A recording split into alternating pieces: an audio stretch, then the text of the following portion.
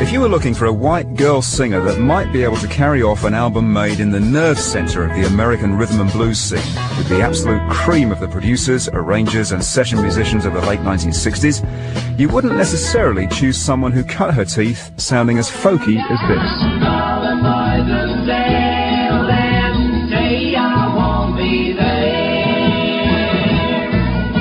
And you might not even select someone sounding as poppy as this.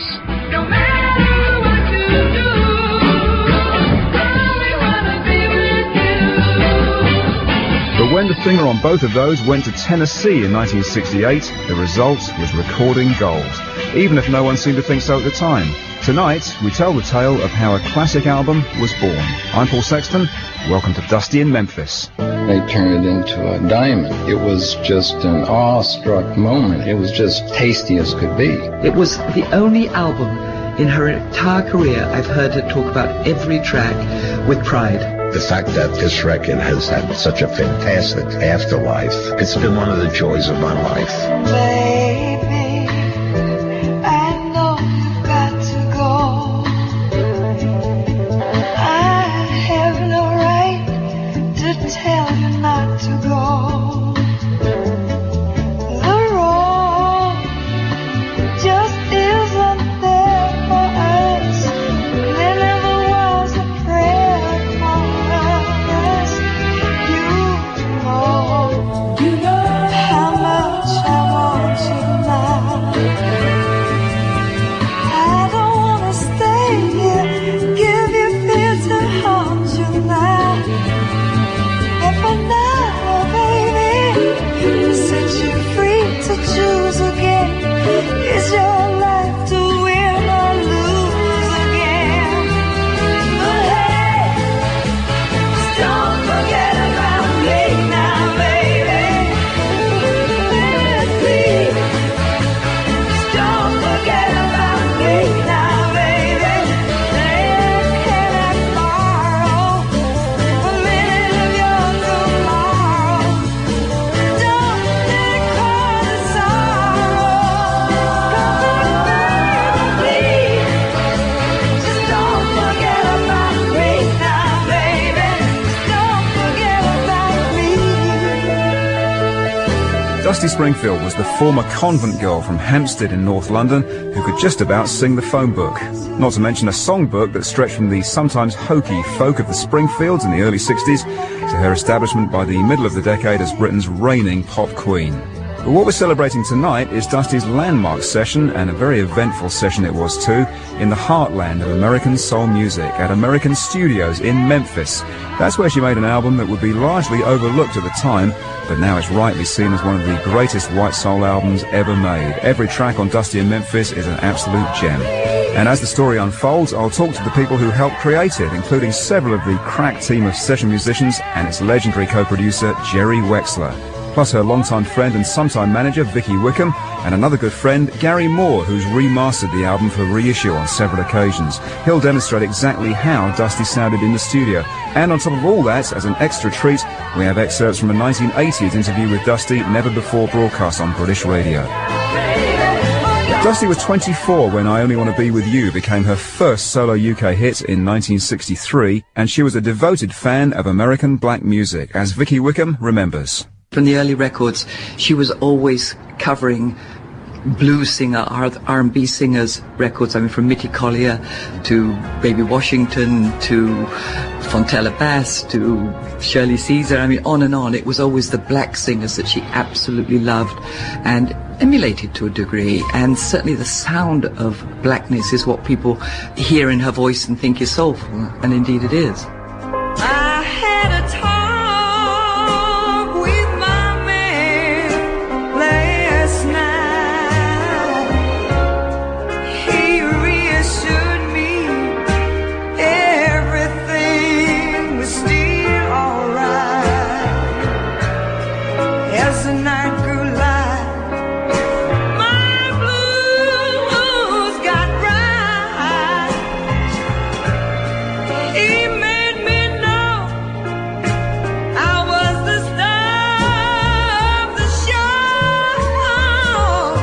From the 1965 album Everything's Coming Up Dusty, her version of I Had a Talk with My Man, a soul hit the year before for one of those heroines that Vicky mentioned, Birmingham, Alabama-born singer Mitty Collier. Dusty Springfield's biggest loves were the music and the artists of Tamla Motown and Atlantic Records. As she became more famous, she met them, became their friend, and won their respect with her soulful voice. But she was never entirely comfortable. Here is Dusty Springfield. Well, actually, it was very intimidating, because what was viewed as soulful here is not necessarily viewed as soulful there by the real soul people. I think it was rather sad in that, you know, we used to couple their material. I remember having a very unpleasant time with Nina Simone once, because I can't remember, it was something I did that she had done, and she was very resentful about it. But most of the time I was kind of adopted, certainly by Motown. And I used to hang out with everybody, really. It was great. They weren't Motown people, but I mean, the sort of the Wilson Pickett's of the world, and people who had not that many records, like Sugar Pie DeSanto, and a great soulful dress. I mean, I used to hang out at the Apollo all the time. It was great. I mean, I was just so much protected, and with such affection for me, except for a couple of run-ins with people who were resentful. But basically, I was treated really well, and I had the best time of my life.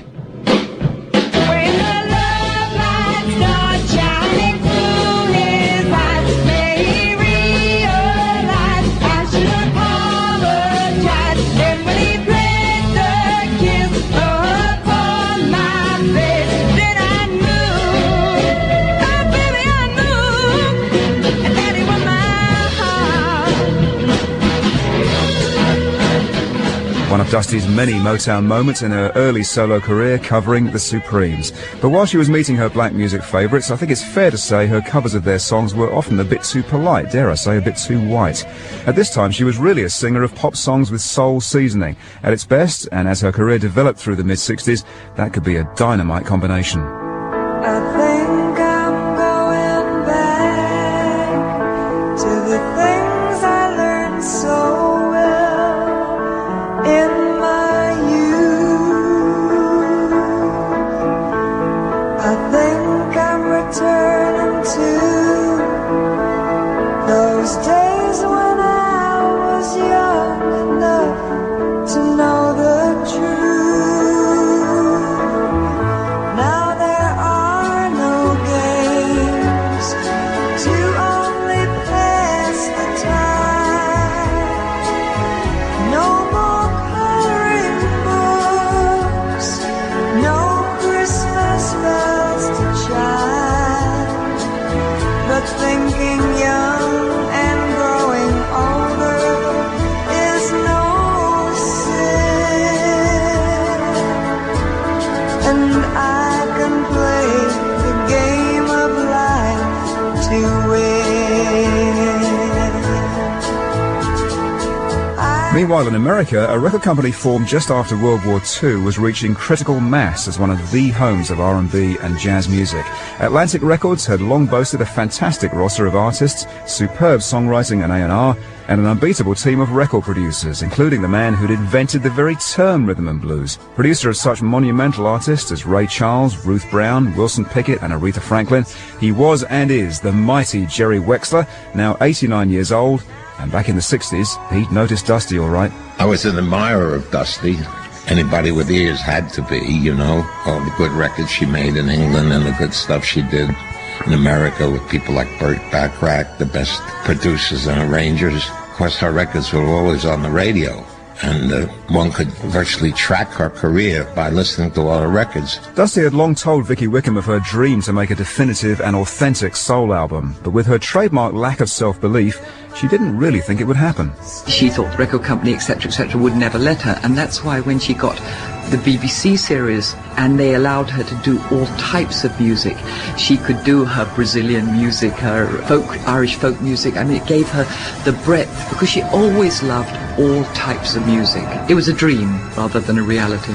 And of course, only when she was signed to Atlantic the team came on board, and it was Jerry Wexler, obviously, who suggested this was the record to do and where to do it. It then had a handle to it. She was in awe, she was terrified, because, suddenly she was able to do what she'd wanted to for all these years, and Dusty being Dusty, wanted it to be the best it possibly could, and, was terrified it wouldn't be. After the immense international success of You Don't Have to Say You Love Me in 1966, 67 was a little on the lean side. There were no top 10 singles or albums at all for Dusty in the UK that year. And maybe it was that obvious need for a new direction, coupled with her fan worship of Jerry's work, that eventually gave her the courage to go for it. I'm going back.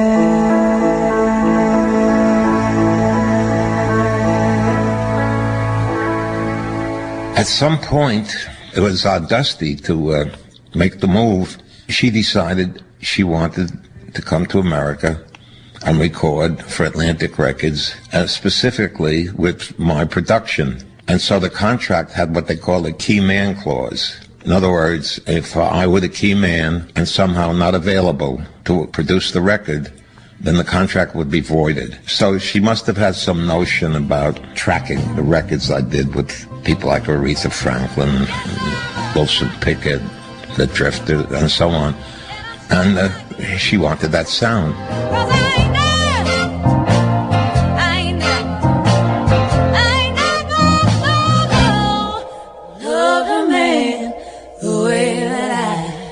I love you.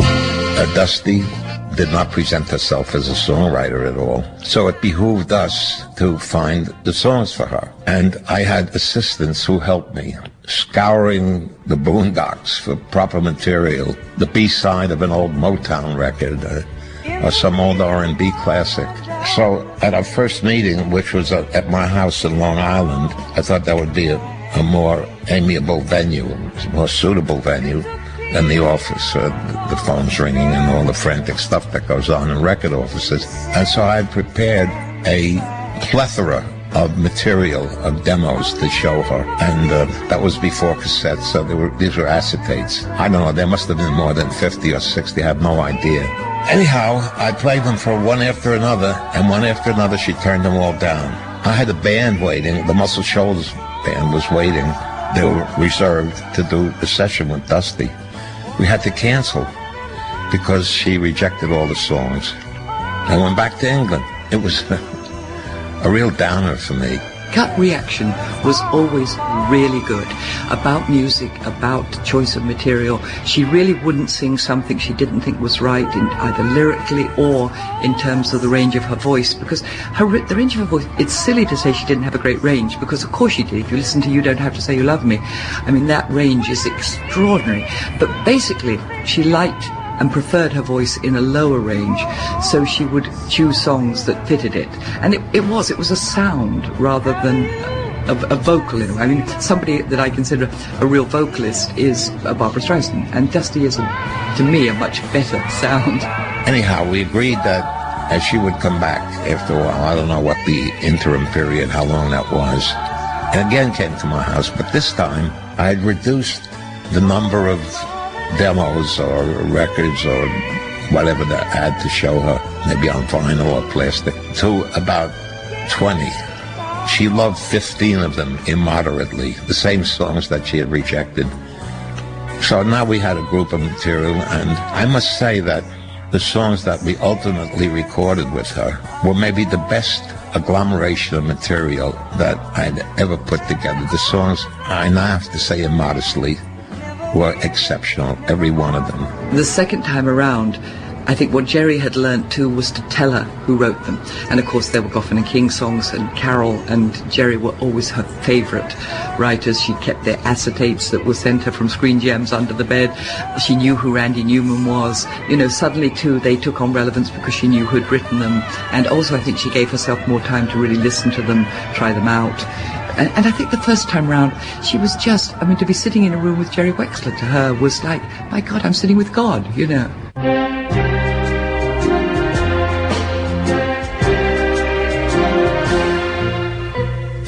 Just a little loving early in the morning beats a cup of coffee for starting off the day. Just a little loving when the world is yawning makes you wake up feeling good things are coming your way.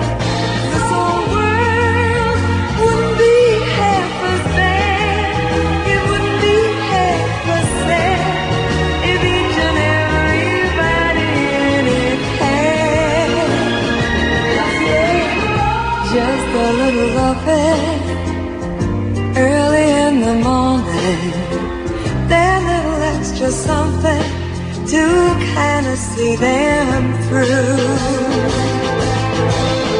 Nothing turns the day on, really gets it done, like a little bit of loving from some loving someone like you.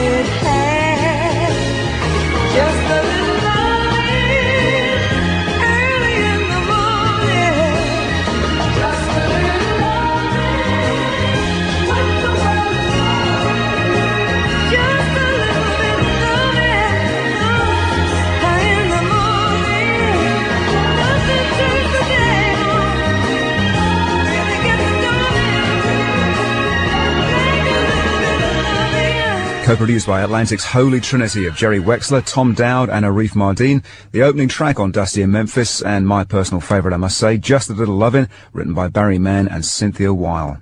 Now, before we track down a bunch of the guys who actually played on the record and eavesdrop on the making of this timeless album, let's get an insight on what Dusty really sounded like on a studio date. Longtime Universal Music engineer Gary Moore has remastered the Dusty in Memphis album for reissue on a number of occasions and was both a great admirer and personal friend of Dusty's. Let's be honest about this, as he's the best singer Britain has produced. I can't think of any other, you know. There just isn't. Off the range, Dusty could do everything from country and western to soul to big band ballads. She could do the lot with ease. You've come up very kindly with a unique way of demonstrating that. We have bad news and good news, don't we? The bad news is that the masters of the Dusty in Memphis album are not to be found. That's right, isn't it? The original masters, yeah, because it was recorded. It was a joint venture at the time with Atlantic Records in America and Philips Records in the UK. The original were done, as all masters were at that time, but four track. That means that the vocals would be recorded on one track and the backing on the other three, like solo backing singers and brass and strings, and then remixed. So it would have been really nice, since we hold all of Dusty's masters at Universal, to have been able to say, right, here's the original multi-track of the Dusty in Memphis album. But unfortunately, we and the record company, nobody can find out what has happened to these precious multi-tracks. So we can't actually play you anything from that. But what we have got here is when I was doing a greatest hits type album, and the record company asked me if I could remix a lot of the mono singles into stereo. Some of them were successful, some of them weren't, because Dusty had tracked the mix down. But there's one here we can use. It's a track called Give Me Time, because people kept asking me what it was like to, or what you did, what was involved with remixing. So I made this sort of tape up purely for my own enjoyment, and hopefully it'll give the listeners some idea of what Dusty was like in the studio, because you can actually hear her singing, shall we say, naked, without any backing, without any reverb on the voice, and you can hear quite clearly what a very strong and powerful singer Dusty was. First, I will play you a bit of the shall we say, the composite track that's with Dusty, with the orchestra, and this is the opening of Give Me Time. If you'll only give me time. So the next bit we'll hear is Dusty. What I've done is you'll hear parts of the orchestra coming in and out, like the brass section, the woodwind section, and then you'll hear Dusty.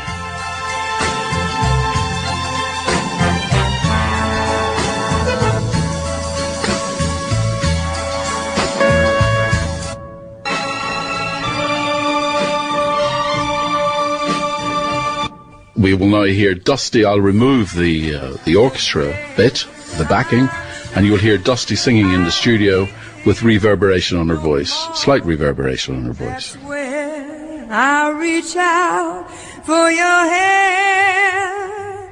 So darling, give me time. And now here's just a wee tiny bit here of Dusty with the reverberation removed, and so you can hear Dusty's voice as it is in a very dry studio, which is, believe you me, is a very, very difficult place to sing because there's just nothing to reflect your voice back. So here's Dusty without reverberation in her voice in the studio. Yours for as long as I live. If you'll only give me time,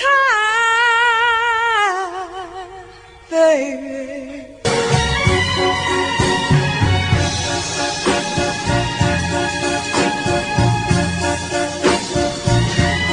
Now let's do what Dusty Springfield did 38 years ago and head for Memphis and Chips Moman's American Studios, one of the two southern locations that Atlantic had been using, Muscle Shoals in Alabama being the other, as the delivery room for some of the most exciting music of the 1960s. Instead of going to Muscle Shoals, we went to a studio in Memphis owned by Chips Moman, a terrific arranger, guitar player, entrepreneur, all-around hustler, a great record man, to his studio, the American studio in Memphis, because at that time Muscle Shoals was busy.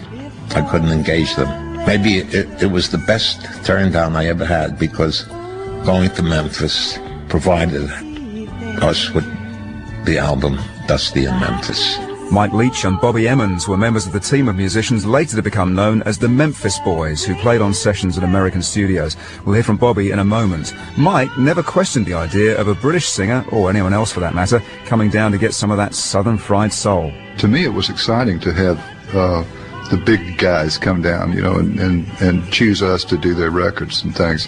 But, you know, they were going down to Muscle Shoals. They were recording in the South. That was their thing, because they were getting some very good product out of the southern musicians, and like Aretha and Dusty coming down to get this southern feel or soul or whatever you want to call it. I guess the new studio was kind of getting, maybe Jerry or Tom or some of the guys at Atlantic might have been wanting to try out the band, whether or not it was. I think one of them made the remark during the sessions that a studio is just bricks and boards. You know, we make records with people. American Studios engineer Ed Collis. Wexler was a real prospector. He came down and saw what was going on and grabbed it. And, you know, they used Muscle Shoals. That was a real neat time to be there. I mean, it was like a whole century of stuff happening in a couple of years. It was a hot thing. Memphis was, a good funky focal point. Soul, I think, is not a colored thing.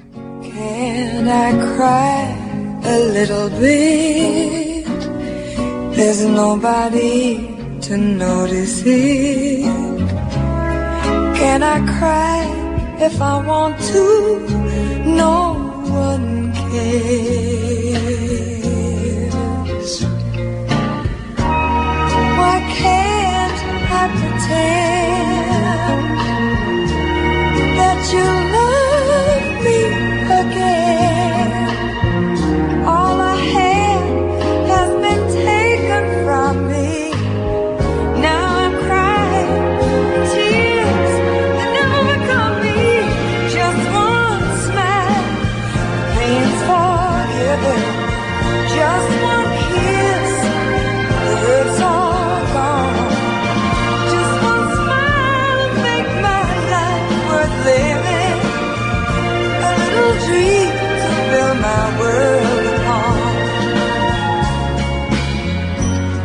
How I wish I could say all the things I want to say. If some way you could see what's in my heart. Oh, baby, I don't ask for much. A look, a smile, a touch.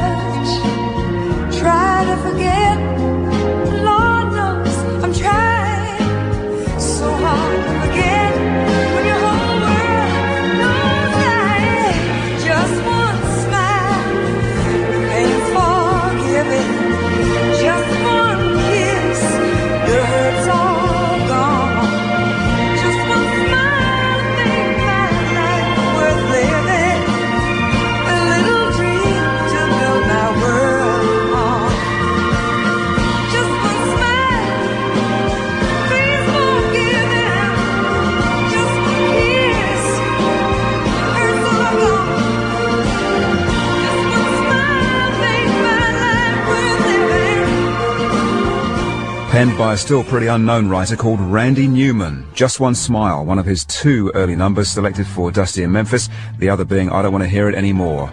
Meanwhile, Vicky Wickham was back at home minding the store. Or minding the dog, anyway. At that stage, I actually was sharing a flat with her because I didn't have a flat. I'd left one, I'd gone to another, and I was staying with her on Baker Street, and I was dog sitting. She had this horrendous little poodle thing called Tamla Motown. Not my favourite dog in the entire world. But Vic Billings and I took turns in dog sitting, and she went off to New York and then Memphis, and she would call almost every day, you know, either playing bits of tracks or saying what had happened, who she'd met, or who she was talking to. Now here's our first sign of the uneasy juxtaposition of instinctive American soulfulness and traditional British reserve. She'd been managed through the 60s by Vic Billings, and Vic did a wonderful job of keeping her on course, you know, in terms of working, making the right decisions with her about what her career was. But I think he also was involved to a certain degree in affirming the songs she chose for the albums. Not that he chose them, he didn't, she did. But, you know, there was somebody to say, yes, you're right, maybe rethink that one. And of course, then he wasn't involved. And I think not having Vic as a sounding board, as somebody to support, I mean, she went on her own. And she didn't take Pat Rhodes with her, you know, who'd been her secretary through the Springfields and was her working with her as a PA secretary to the end. She suddenly had dropped her team, and I think that made her more vulnerable too, and made her obviously nervous. Let's say it's day one in the studio at American. The band are ready to go, right? I mean, they're all in position. You're there. Is Tom Dowd there and Reef at that point? Tom Dowd and Reef were there, yes, very much so. The way we used to work it, we would have the arranger make the charts on all the songs, but they were very simple, almost simplistic, because instead of regulation chord symbols, they went by numbers. 1 to 7. My practice was to start the session at 1 o'clock in the afternoon, and the musicians were ready with all of the songs on their music stands with very simple chord sequences. That's all there were. There were not arrangements. They were just chord sequences. And this was the Southern way of recording that I had learned in Memphis and Muscle Shoals. To build the song organically, what you did, you had the musicians start to play these chords, and just playing the chords, a guitarist or a keyboard man would come up with a lick or an idea, and after a while, and it never took too long, a rhythm pattern would be established, and that would be really the basis of the song. And when the rhythm track was almost finished, in the penultimate moment, that's where I would have the singer come in and start to sing, so that he or she could interface with the musicians at that point, and they could modify what they were doing to particularly suit and accommodate the singer's phrasing. Only one problem: Dusty wouldn't sing. So we had to imagine it. She didn't sing a single note in Memphis. She didn't feel bad about it. She just was overwhelmed by the fact that, you know, she was in a studio where all these wonderful legends that she absolutely loved and looked up to had been. And I think it was absolute insecurity. You know, being there with Tom Dowd, Reef Martin, the musicians, Jerry. I mean, she couldn't deal with it. She just went into a little shell, and, you know, only when she got to New York could she open up and sing. Dusty would really get herself into a state, as my mother would say, and when she was in a state, she couldn't function. I mean, she really couldn't sing. She would croak. She really made herself almost physically sick out of terror. And there was nothing she could do about it. She had to, go through it and then come out the other end. And that haunted her a lot of her life. I mean, even in later days when we were doing Dusty, the Columbia record, and she was in Nashville, the same thing at the beginning, because she, again, idolized a lot of the country musicians who'd been there.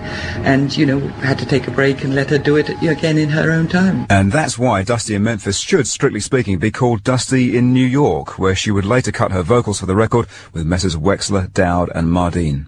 Dusty in Memphis session men, pianist Bobby Wood and first drummer Gene Chrisman. I'd heard after the fact that I don't know if she was real comfortable being there with us at the time, or if I had also heard that she really liked the whole band with the strings and the whole thing written out and orchestra and never do it all at one time. But this is just what I've heard since, all of this was over and it's been done. And then probably I've only heard this about 3 or 4 years ago that this happened, that she really, I don't think was really comfortable coming to Memphis. I don't know. I don't remember her. I didn't know if she didn't know the material or what was happening, but she wasn't singing out very much, and we were kind of used to the Wilson Pickett's and Aretha Franklin's and people like that were wall-to-wall vocal, and it was just like everything that she was doing I thought was real timid, and I found out in recent months when I talked to Jerry Wexler, that she was kind of intimidated with the studio and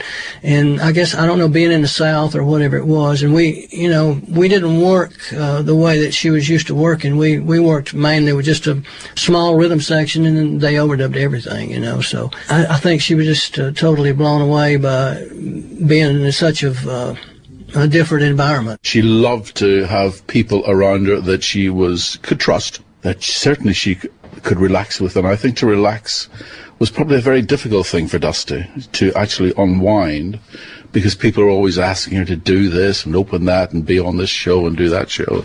And she wanted to get on with her own type of music, which was really soul music, I suppose.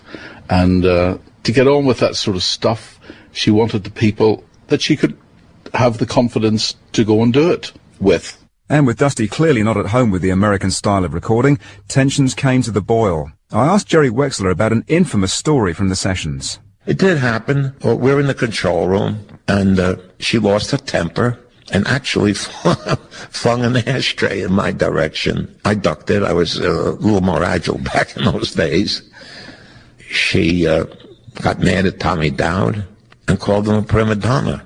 There was nobody less prima donna in my whole experience than Tom Dowd. He was so biddable and easy to work with. And this time, I got my Jewish up, and I said, Dusty, there's only one prima donna here, and I'm looking at her. But these were transient events. There was no bad mood, no negative ambience. It was just little passing things. The commercial failure of the Dusty in Memphis album was all the more disappointing and surprising because the lead single from it, released late in 1968, was a transatlantic top 10 hit. I heard this riff on a ringtone the other day. It is timeless. All great tunes by great songwriters, except one surprise called Son of a Preacher Man, written by a couple of Southern irregulars. But that fitted in seamlessly. Billy Ray was a preacher's son, and when his daddy would visit, he'd come along. When they gathered around and started talking, Cousin Billy would take me walking. Out through the backyard we go walking. Then he looked into my eyes. Lord knows to my surprise, the only one who could ever reach me was the son of a preacher man. The only boy who could ever teach me was the son of a preacher man. Yes, he was. Yes, he was.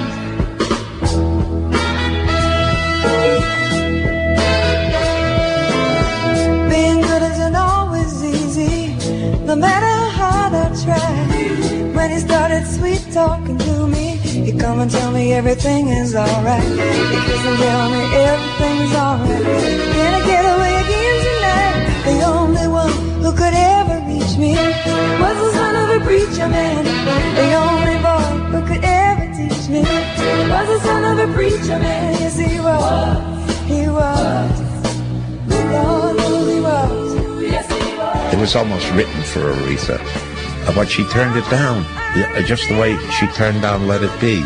Same thing with Son of a Preacher Man, which was written for her. She turned it down, and then after Dusty had a hit, she then liked it, and of course it became an album cut.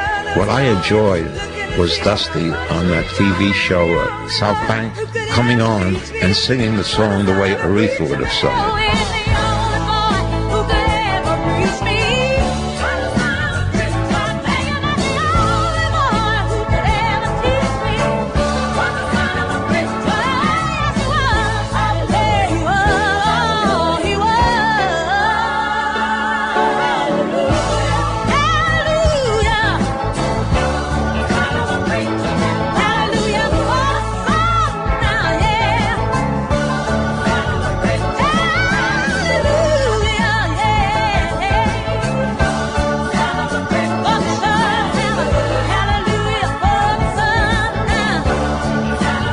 Dusty herself was certainly a huge fan of the songwriters whose work inhabited the Memphis album, many of whom were graduates of the Brill Building in New York, like Bacharach and David. Prince's, yeah, I mean, those people. I couldn't sing everything Bacharach wrote because he wrote truly difficult things, and the perfect voice for that was Dion, because of that gossamer quality. And I didn't have the lightness. It was almost, she was touching the notes, whereas I have a much heavier voice, and it was actually much more difficult for me to sing them.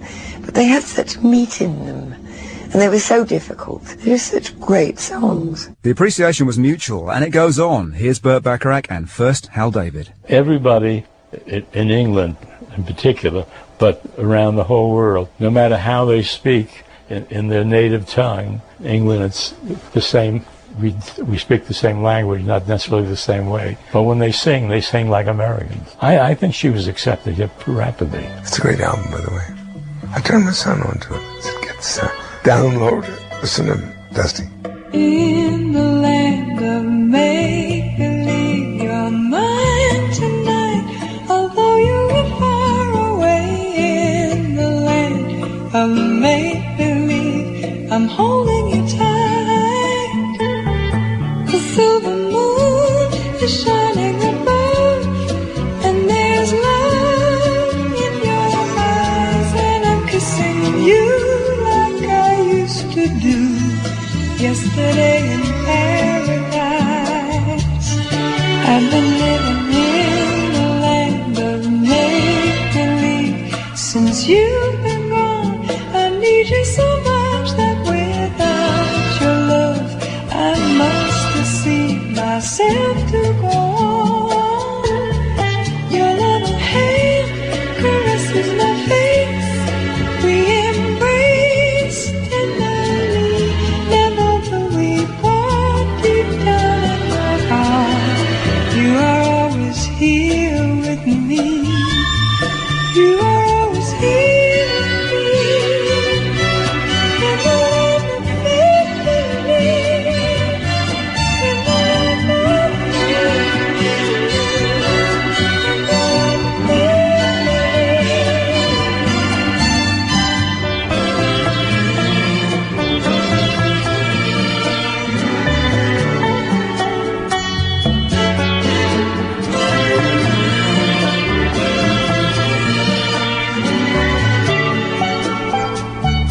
your loving hand caresses my face. We embrace tenderly. Never will we part deep down in my heart. You are always here with me. You are always here with me. Session player Mike Leach. Only comment I got to make is I listened to the Dusty album a while ago. What a marvelous voice she had. I mean, just fantastic. Really, really nice.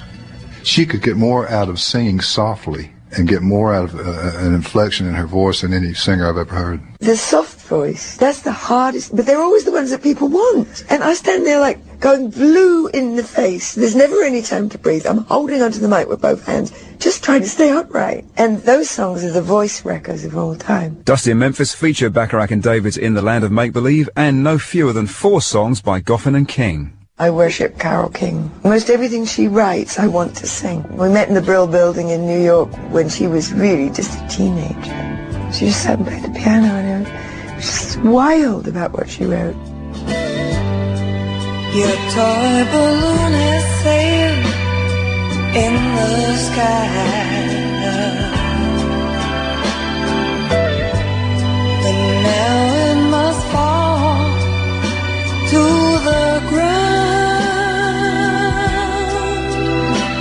Now your sad eyes reveal just how badly you feel.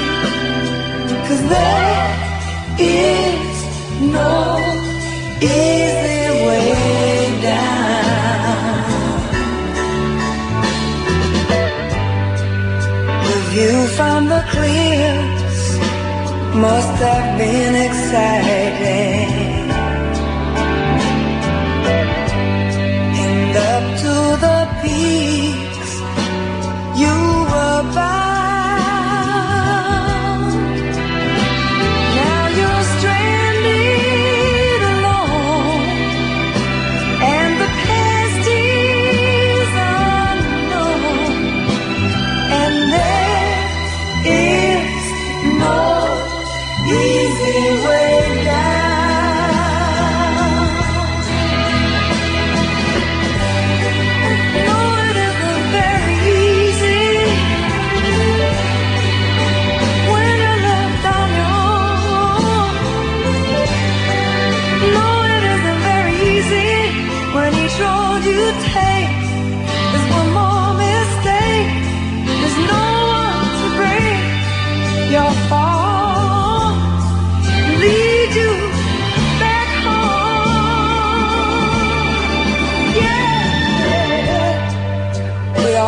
like to climb to the heights of love, where our fantasy world can be found. But you must know in the end, when it's time to descend, that there is no easy way down. You know you're gonna find there is no easy way down.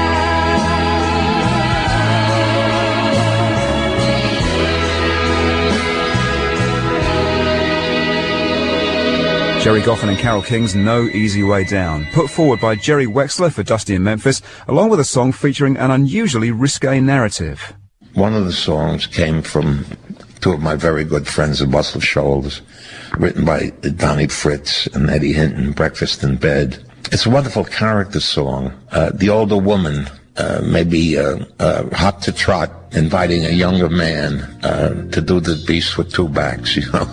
At least I think that's the impression of the song. And I think this song could be recorded again very successfully for a big hit. You've been crying, your face is a mess. Come in, baby, you can dry the tears on my dress. She's hurt you again, I can tell. Oh, I know they look so well. Don't be shy, you've been here before.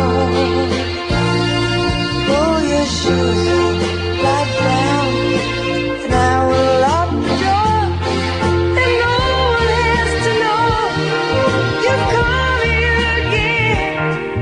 Darling, it will be like it's always been before. Come on over here, breakfast bed and kiss and breathe. You don't have to say you love me. Breakfast bed, nothing need to say. Ain't no need.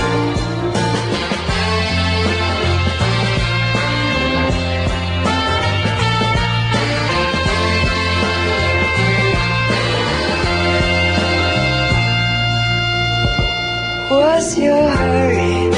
Please don't eat and run. You can let her wait, my darling. It's been so long since I've had you here. You come again, darling. It will be like it's always been before. Hey, Charlie, breakfast bed and kiss and breathe. You don't have to say you love me. Breakfast bed, nothing need to say.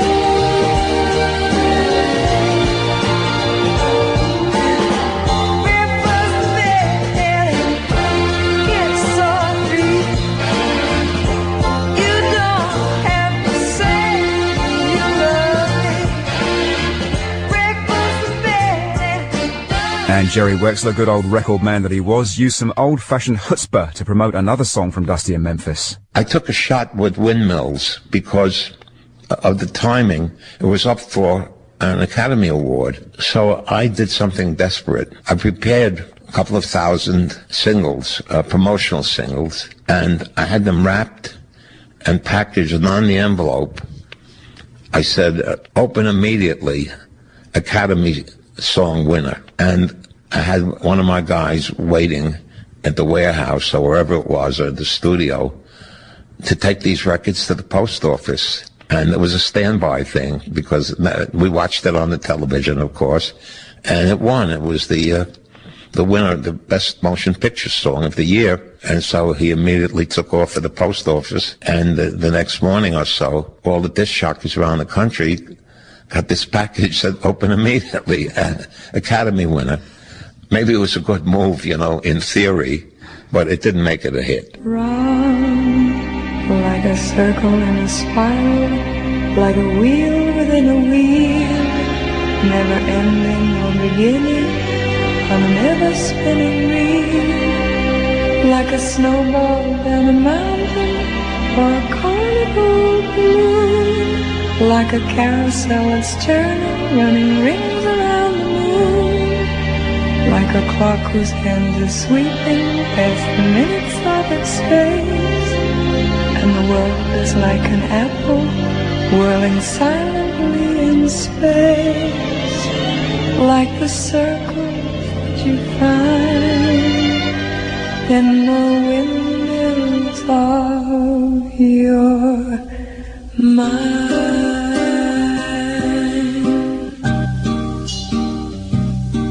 Like a tunnel that you follow to a tunnel of its own, down a hollow to a cavern where the sun has never shone, like a door that keeps revolving in a half-forgotten dream, or the ripples from a pebble someone tosses in a stream, like a clock whose hands are sweeping past the minutes of its face, and the world is like an apple whirling silently in space, like the circles that you find in the windmills of your mind. Keys that jingle in your pocket, words that jangle in your head. Why did summer go so quickly? Was it something that you said?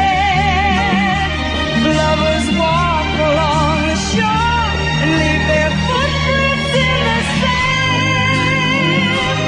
Is the sound of distant drumming just the fingers of your hand? Pictures hanging in a hallway and the fragment of a song. Had remembered names and faces, but to whom do they belong?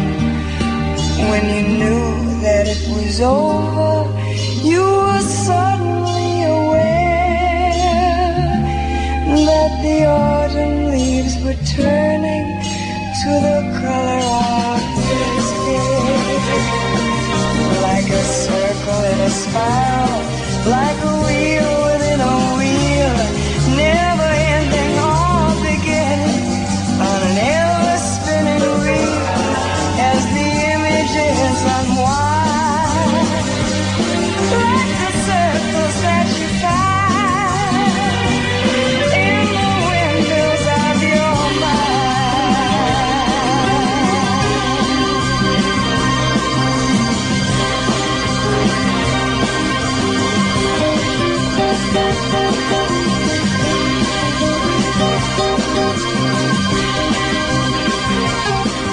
Released as a single from Dusty in Memphis, but an Academy Award winner for its writers Michel Legrand and Marilyn and Alan Bergman. That's Windmills of Your Mind. So it was hardly ideal for the producers to have to reconvene with Dusty in New York to cut her vocals, but with their collective brilliance, Wexler, Dowd, Mardin and Springfield turned a necessity into a virtue. It was very frustrating, and I thought it would impact negatively. However, just dumb luck, the cadences and the rhythm of the track fit Dusty perfectly, or she must have been listening and absorbing the track in her own mind, so that when she finally came to sing, overdubbing the songs in New York, they were perfect. Engineer on the album, Ed Collis. Next step to make it real big was to take that, what I call the lump of soul, went up to New York, and they turned it into a diamond. Because when that record came back, that mix that we heard, that pressing, it was just an awestruck moment. It was hats off to what they did to what was done in Memphis, and the arrangements, and it was just tasty as could be. The total lack of success of the Dusty and Memphis album was really quite staggering, especially after the album had been so nicely teed up by Son of a Preacher Man. Released early in 1969, the album reached number 99 in America, and it missed the UK charts altogether. In fact, to make it worse, it was her first album ever to suffer that fate. Here's Vicky Wickham. When she'd made the album, she was so proud of it. I mean, she played me down the phone, Son of a Preacher Man, about 20 times, and was just jumping up and down with, what do you think, isn't it great? You know, it's the greatest song you've ever heard, strange title, etc., but I really think it's great. I really think we've got a shot with this. And she thought this would, you know, break it for her in a very different way and get her away from pop music, and she would, you know, be able to expand and do what she wanted to do. It was critically acclaimed, but sales-wise were dismal. It didn't get a great deal of airplay, and it just didn't catch people's imagination. I don't know whether it was that they were used to Dusty doing pop and so couldn't accept it, which is probably it. But you know, there wasn't a buzz on it. There wasn't anything. It was just so disappointing. If you think about it, and if you think what else was around at the time, this stood out in a way like a sore thumb. It wasn't right. I mean, had that been now, you know, with Rod Stewart doing all these classics, I mean, it would have gone to number one the first week. The lack of success was a huge knockback for her. She really felt violated. She felt that, you know, people didn't understand her, that, you know, what she loved, and she felt that her instincts for once were wrong, that perhaps she shouldn't have done it and she should have stuck to the same old formula. Although, having said that, Dusty was never somebody that wanted to go back. She always wanted to break new ground and go forward. Within a few weeks, Dusty was recording again. She was hosting her TV series Decidedly Dusty, and before the end of '69, she was working with some new US production collaborators in Kenny Gamble and Leon Huff. But the legacy of Dusty in Memphis, like a number of other 60s albums, has been enhanced in the last decade by fans who were probably too young to remember its release, and that's been heartwarming for some of those who do. It was the only album in her entire career I've heard her talk about every track with pride. I think, you know, when we were doing the tracks on her, I probably had made up in my mind that if this girl don't do this better, she's going nowhere. But, you know, she went to New York, like I said, and put a nail in it. Rolling Stone's top, 50, everybody's top 50, and you talk to a lot of people, admittedly, no, not just of my age, but people who know her from Son of a Preacher Man, Pulp Fiction, or who know her from Pet Shop Boys, all say Dusty in Memphis is the one to have in your collection.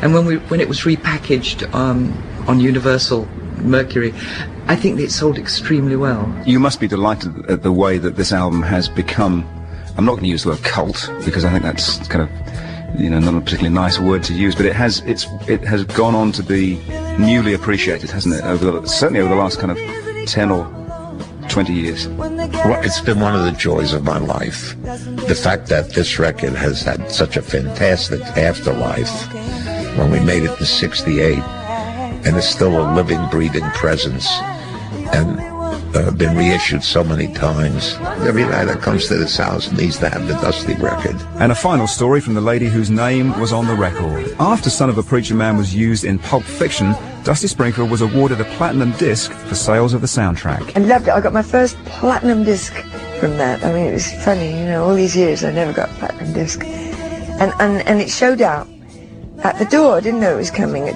Vicky had mentioned it, my manager had mentioned it, and to tell you the truth, I forgot about it because I kind of went, oh yeah.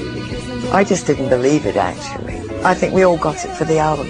It showed up at the door and I thought it was something I'd ordered from a catalogue, because I'm always ordering things from catalogues. And, they're always gadgets and things, and they always land up under the stairs because I can't use them. Or I can't find anyone to do it for me because I'm useless. And there it was, this rather thin thing, and I thought, what on earth did I order? Didn't have a label on it, so I didn't say like Kaleidoscope or Laura Ashley or something. And it was, I took it out, it was this enormous, it was really heavy, this enormous poster of Pulp Fiction. It's very flashy platinum disc on the bottom. And it's just, I was really touched.